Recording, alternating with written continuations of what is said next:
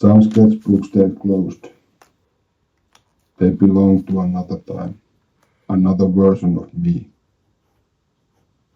I don't open them often, not because they are bad, but because they carry weight.